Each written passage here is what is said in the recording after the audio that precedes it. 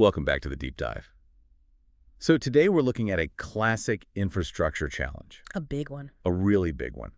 How do you manage, literally thousands of environmental sensors and power monitors across a huge distributed environment? Without just drowning in logins and different configs. Exactly. So today we're diving into the NTI E-MNG-3000 Managed 3000 software solution. And our mission is really to see how the system brings some order to what is, inherent chaos. Right. This software is specifically designed to give you one unified central interface for monitoring and configuring up to 3,000 NTI units. 3000. Yeah.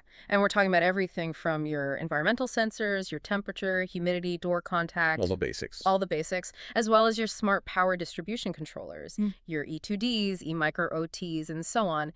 It's that single pane of glass you really need when scale just becomes a headache. Okay, so let's unpack that unification piece. Yeah. The real value then is getting past having to log into every single device's web interface, right? That's the core of it. You get this one intuitive graphical interface, handles configuration, real-time monitoring, all over Ethernet. Yeah. What kind of data are we actually talking about here? Well, you're getting everything from, say, fluid detection all the way to current meter readings.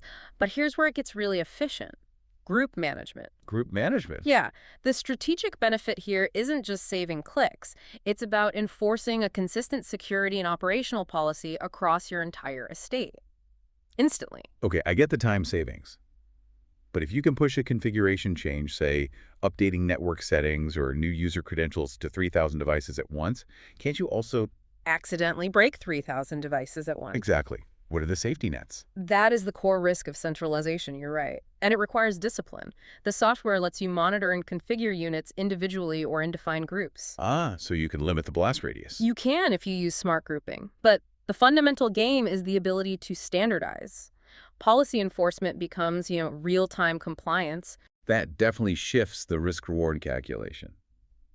Now, if control is one side of the coin, visibility has to be the other. So let's pivot to the monitoring piece. What kind of detail are we really getting? The detail is crucial. You can see the status and values for individual sensors, sure. But the tool truly shines with its summary pages. Okay. You can set up these scrolling summaries that filter specific sensors. For example, maybe you only want to see temperature readings, but you're pulling them from multiple units scattered across different server rooms. And what really stands out to me here is the sensor history graph.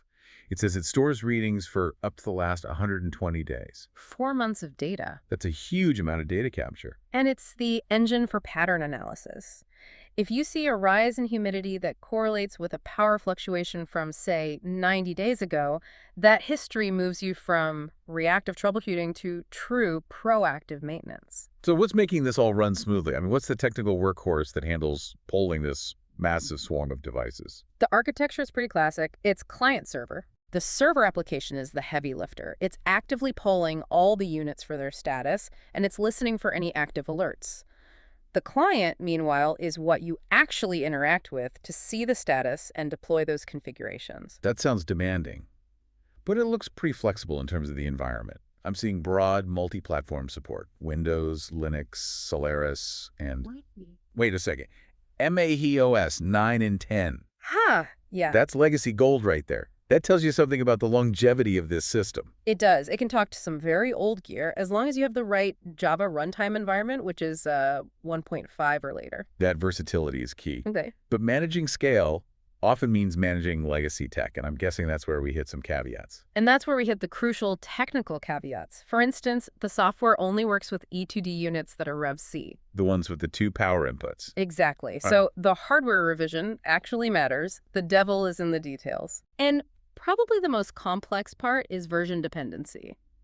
If you're trying to integrate the ESMS 16U units, you are stuck using specific older software version 2.7 or older. And let me guess, that requires an older Java version too. It does. It demands Java 1.7 or older. It's basically dependency management hell. Wow. But it's a necessary trade-off for such broad compatibility. That level of detail is so critical for anyone looking at this solution. And just to give our listeners some context on the investment here, the E-MNG-3000 is priced at $7,500. Yeah, it's a serious investment. It really highlights the complexity it's designed to solve, especially when you compare it to the smaller Managed 10 option at $500. Right.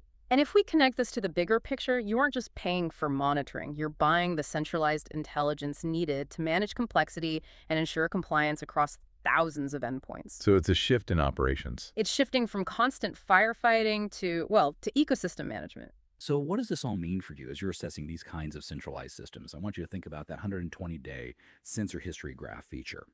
How does having 4 months of historical environmental data fundamentally change the definition of failure in a large data center?